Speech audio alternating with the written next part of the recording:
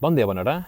Aquest és el segon vídeo, la segona part d'una sèrie de vídeos, un parell de vídeos que he fet sobre objectius. En el primer vam parlar de com definir bé un objectiu perquè aquesta manca de definició no ens faci procrastinar i deixar-ho estar al final, no complir els propòsits que ens marquem. I aquesta és la segona part, que vaig deixar una mica a mitges. Si és la primera vegada que esteu en aquest canal, jo em dic Patrick, soc enginyer, formador i, com podeu veure, també aficionat a la muntanya. I en aquest canal us porto com cosetes que a mi m'han servit, lliçons de la meva vida professional o personal o de muntanya, i que a mi m'han servit i que potser us poden servir a vosaltres. I anant a per aquesta segona part del què fer, quan ja tenim l'objectiu definit, perquè això va ser la primera part del vídeo, no? Ja hem fet aquesta primera part de definir-ho tot molt bé, definir tot el mapa, tot el planning. Inclús un dels punts, fins i tot, era el primer pas a fer.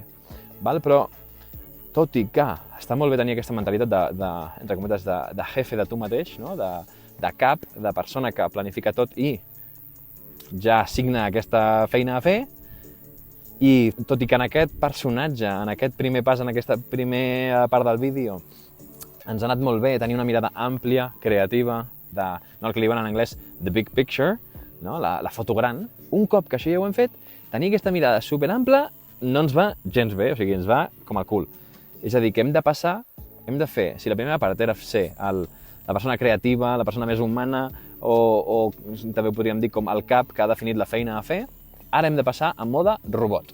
Només hem d'executar. Llavors, què passa? Que a vegades ens trobem amb un objectiu molt ben definit, però encara estem en aquest mode de voler planificar més, Això, al cap i a la fi, és estar evitant la feina que ara s'ha de fer, perquè tota la definició ja s'ha fet, tot el mapa s'ha marcat, tot el pla s'ha marcat, ara el que hem de fer és fer, tot i que sigui redundant. Hem de posar-nos en mode robot. Sempre em ve l'analogia de quan els programadors, quan programen, primer, decideixen amb quin llenguatge de programació ho faran, si amb Java, si amb SQL, si amb mil històries, quines funcions utilitzaran, quines variables, quins repositoris. Fan una mica tota aquesta feina de planificar. I després van programant línia per línia. Això també és una mica planificar, perquè al final la màquina, quan executi l'ordinador, quan executi aquest programa, el que farà, si el programa té 200 o 1.000 línies, li és igual al programa, només va línia per línia, pum, pum, pum, executant. Això és el que hem de fer nosaltres. Posar-nos en mode robot.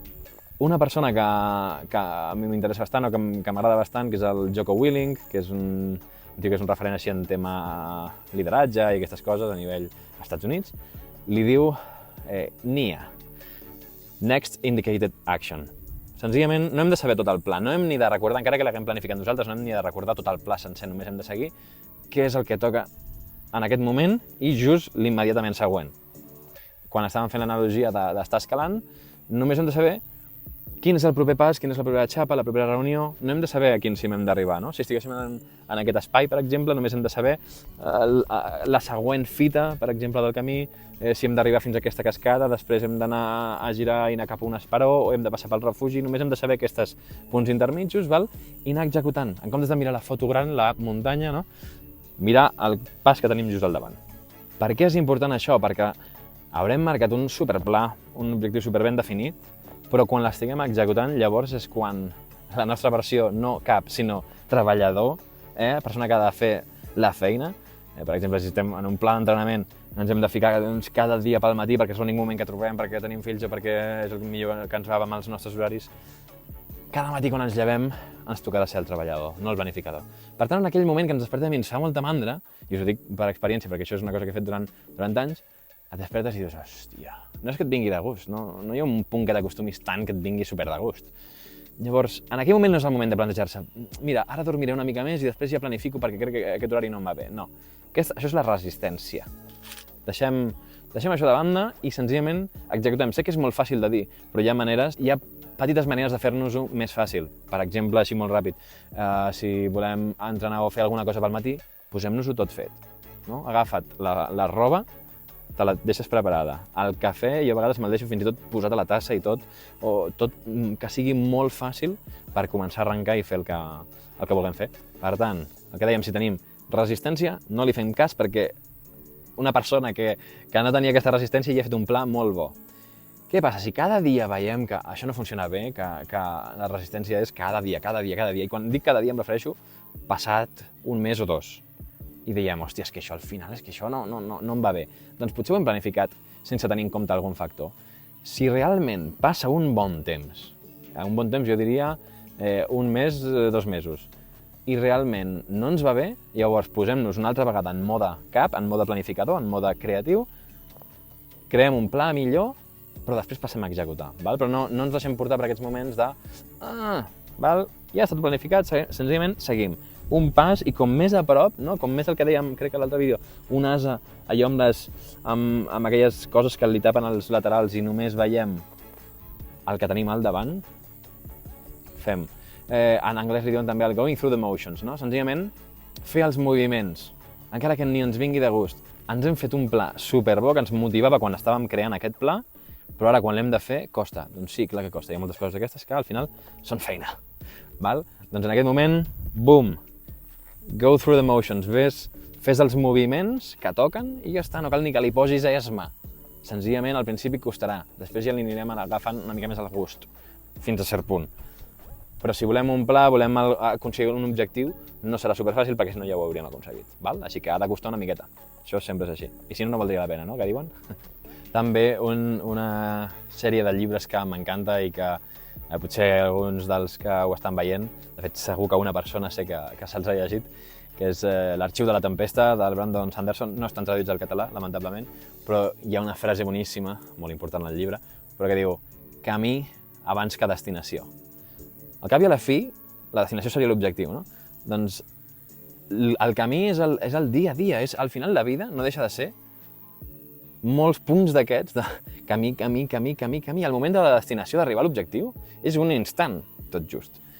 Però la gran majoria de la vida, diguéssim així, és tot camí, és tot fer. Llavors, si pots no només fer-ho com a base d'empenta, de dir vinga va, tot i que em costa ho faig, la vida no ha de ser això, però sí que empenya'ns i després ja veureu que és com... Ja veuràs que, no sé a tu, però a mi quan era petit les mates em costava molt de començar, però un cop començava, hòstia, després fins i tot era com una mica com un puzzle i m'ho passava fins i tot bé, però costava moltíssim començar. Doncs la cosa és aquesta, és anar empenyent allò, no? En català tenim una frase molt bonica i molt nostrada, no? Que és qui dia passa, any empeny. Potser sona una mica com de dir farragós, però no té per què ser així, no? Si anem gaudint cada dia, l'any que hem empès endavant és un any de puta mare. Val? Per tant, així que res, animar-vos a fer això i a tenir en compte això, no? Sigui el Next Indicated Action, allò de propera acció, pum, o allò del camí abans que destinació. Gaudir el camí perquè la gran majoria de vida és camí. És una mica vomitiu, però és veritat, així que què hi farem? I per acabar, que vull que aquest vídeo sigui una miqueta més curtet que l'altre, que se'n va allargant molt, vull també emfatitzar un punt molt important que jo he fallat moltíssim, inclús ara em costa però em forço a fer-ho, és quan assoliu l'objectiu, o inclús quan assoliu algun subobjectiu, algun punt gordo d'entremig, no?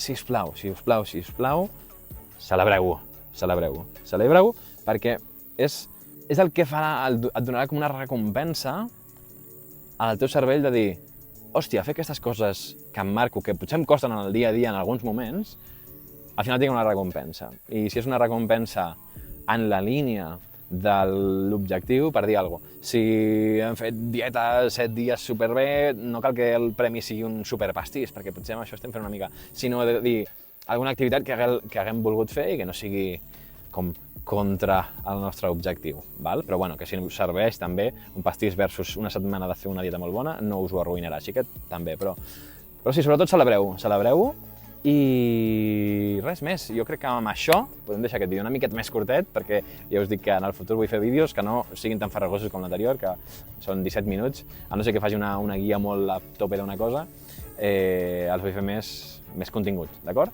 I res més, us deixo, que estic aquí amb la família, em vaig amullar els peus una miqueta. Si t'ha agradat el vídeo, doncs li pots dir a l'algoritme de YouTube això mateix, amb un like.